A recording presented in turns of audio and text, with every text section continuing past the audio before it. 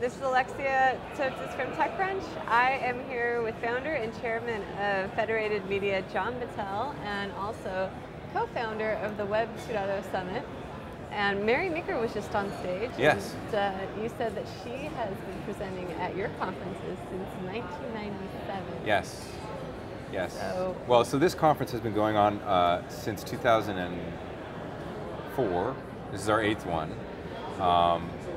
And Mary was my co-producer on a conference that I did at the Industry Standard in the late 90s. So we went from 97 to 2001 there. And then in those couple of years in between when I wasn't either at the Standard and hadn't started Web 2 or Federated Media, Mary and I shared the stage at another conference that I co-founded called Foursquare, which, not the service, but a conference called Foursquare, which still runs to this day in New York City. So yeah, Mary and I have been working a long time. So like 14 years? Yeah, 14 years. 14 years of work. So what? She's been in the same job that whole 14 years up until this year, and I've been in like 10 different jobs. But what do you, okay, so she's a partner now, planner. That's right. Is it shocking to see, like, you've been in this industry for 2 decades? Yes. Is it shocking to see 2 decades worth of work culminate in an environment where everyone has a startup, basically, and stuff like secondary markets? And yeah. Well, like Zynga, something built on a platform, IPOing. Right. It's amazing. I have to say that, you know, having lived through the late 90s, very little seems amazing. Because, you know, watching what happened with, you know, company formation and, well, Ben Horowitz, for example, earlier today said that, you know, wow, one of the things he thought was very different about now than back in the 90s was in the mid-90s when Netscape went public, they were 15 months old, you know. And the idea that a company would go public after 15 months now seems ridiculous. It really does. It's like, come on, you got to get a history, you got to prove something, prove a model. Like Instagram should go public. Yeah, like, yeah, let's take Instagram public, right? And so there was a lot of craziness going on in the late 1990s that is not happening now. On the other hand, because the public markets are so hard to to get into now, because not only because of Sarbanes-Oxley and stuff like that, but just because the economy's terrible. The Valley's invented its own financing scheme to allow early investors and early employees liquidity, which is the secondary market. And that has really been quite an interesting new trend. People are willing to buy really on the come. We're really on the come. There's no information about these companies that's really available. It's just that, well, I just think this company's probably going to make it. And Drew Siegler said so on TechCrunch. So. Yeah, and I read about it on TechCrunch, so it must be good. Never mind that there's 30 or 40 or 50 stories a day on TechCrunch, so you know not every one of them can be a winner, but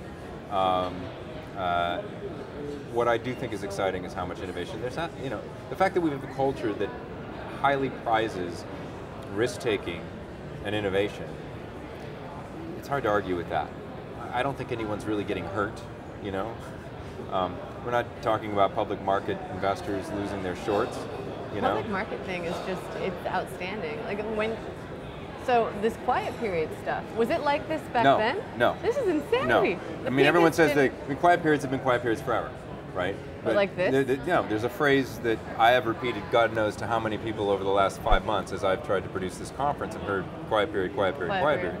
Fingers crossed, quiet period. Yeah, right. Andrew Mason pulled out because of a quiet period, right?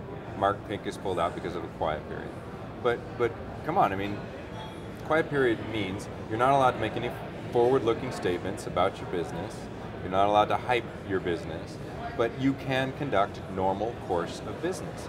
And since this conference happens every year, it's normal course of business. So to show up at a conference where your industry is gathering and talk about your experience as an entrepreneur, you know, as soon as I would have asked any of these guys who couldn't come because of a quiet period, hey, you know, how's next year's revenues looking? Then they just look at me and go, I'm sorry, I can't talk about that.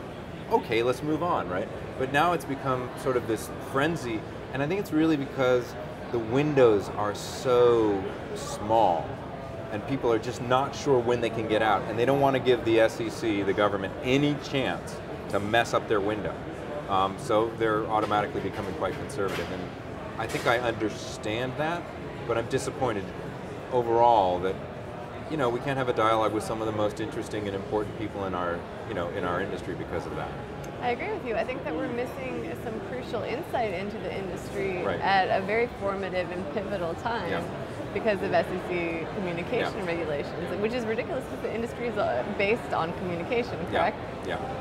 And things get out whether or not they officially get out. If it's good news, it seems. So, but on the other hand, I mean, you are protecting investors who are in a process of deliberation, reviewing the S1 and so on and so forth.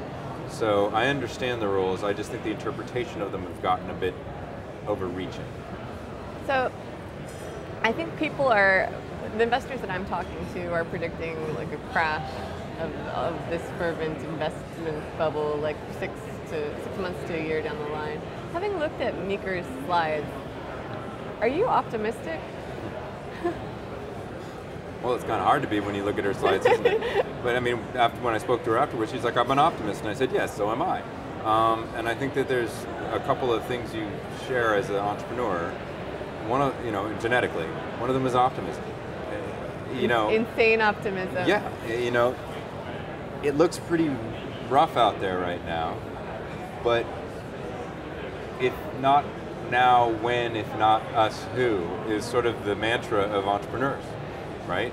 And one of the things Mary showed was that during the last 2 recessions, we've seen the highest adoption of new technology ever in the terms of adoption of mobile phones and what was the second one? It was adoption of mobile phones and it was adoption of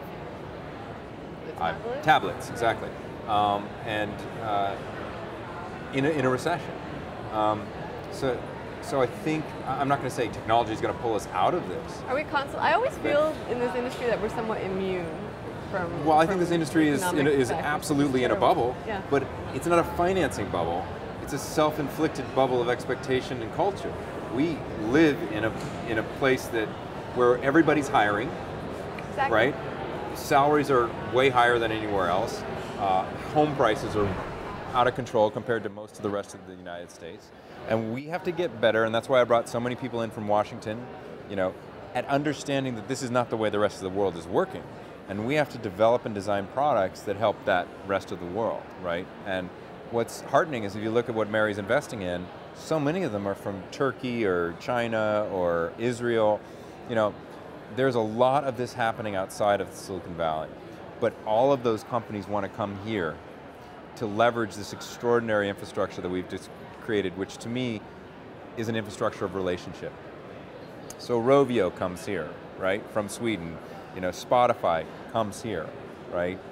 They come to leverage the velocity of how companies are formed and brought to market.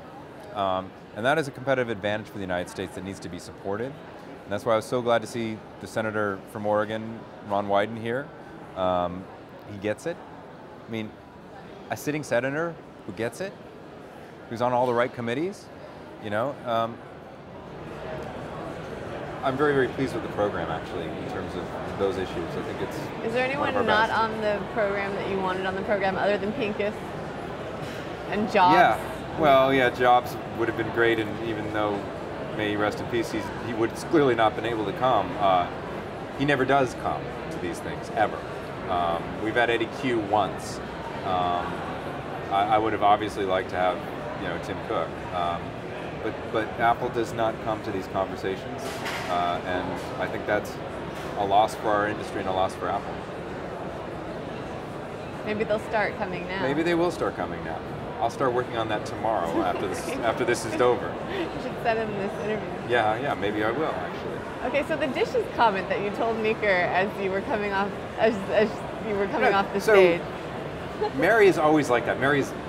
She's a futzer. We know each other very well, right? We've been working together for 15, 14 years, right?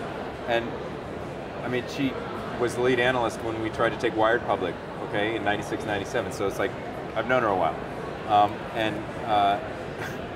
So she steps, so she sees all these glasses that are sort of littering the table, and she picks them up. She's like, I'm going to do you a solid here, John, or whatever. And she I'm did like, your dishes? She projects the whole internet and she does the dishes. And apparently that comment got some people upset.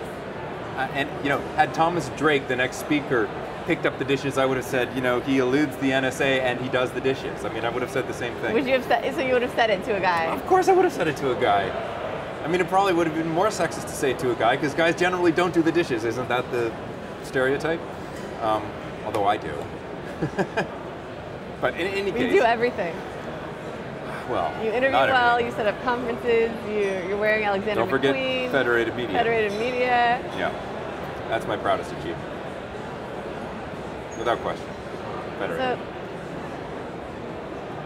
what do you think the overarching theme of I am so excited about this dialogue that's happening here, because I, set the theme as the data frame, with this sort of presumption that is, as an industry, as a society, we need to have a conversation about what it means to have all of this information created, applicable, leverageable, exploitable.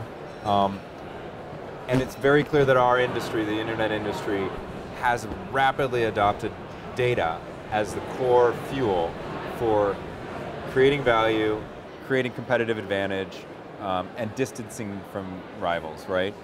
And the dialogue we need to have is, okay, it's great that we've figured out this competitive advantage called data and how to leverage data and create more data from data. It's extraordinary that with mobile devices in our pockets and sensors and everything, that there's more data made in 2010 than has ever been made in the history of data in 1 year. So next year will probably be orders of magnitude more than this year. It's last year. Right, well, it's some kind of law, God knows, yeah. But are we as a culture having the conversation to understand the implications of that, and how do we see as entrepreneurs the opportunities to fulfill those implications? So, privacy and identity have been a massive theme throughout this conference, and it hasn't been like in the past when I would have a panel on identity or a panel on privacy. Well, yeah, we better figure that one out. It's been a thread through the whole conference about some nuanced issues of when do I give what away and what do I get in return?